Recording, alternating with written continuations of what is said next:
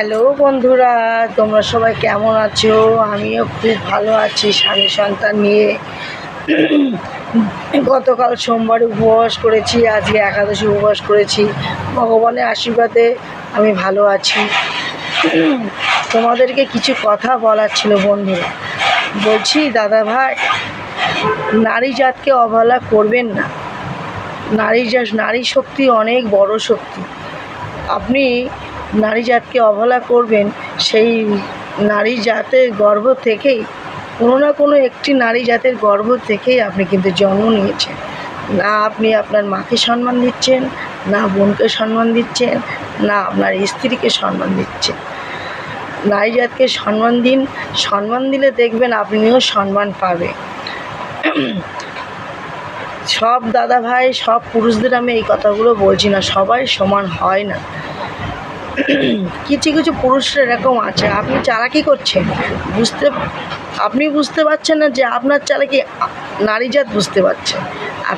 আপনি আপনাকে অনেক চালাক ভাবছেন, চালাকি করছেন, কিন্তু আপনার চালাকি যে অপরজন বুঝতে পেরেও চুপ করে থাকে। কেন বলুন তো চুপ করে থাকে? নারী অবলা বলে নয়, কিন্তু সে আপনাকে খুব ভালোবাসে, আপনাকে হারাতে চায় না, তার জন্য কিন্তু সে চুপ করে থাকে, এমনি নয়। তাই বলছি যে নারীকে সম্মান দিন।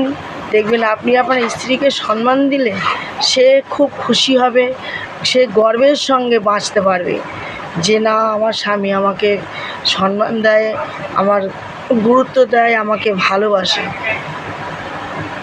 এটুকুই বলার ছিল। সবসময় যে দাদা ভাইদের দোষ সেটা আমি বলছি না, মানে কিছু কিছু দাদা ভাইয়েরা আছে এরকম, আবার কিছু কিছু দিদি ভাইয়েরাও আছে, তারা স্বামীকে সম্মান করে না, ভালোবাসে না। স্বামী স্বামী হয় আর স্ত্রী স্ত্রী হয়, এটা আপনারা মনে রাখবেন। দেখবেন, আমি জ্ঞান দিচ্ছি না, আপনাদের চলার পথটা অনেক সহজ হবে। এইটুকুই আমার বলার ছিল। আপনারা সবাই ভালো থাকবেন। টাটা।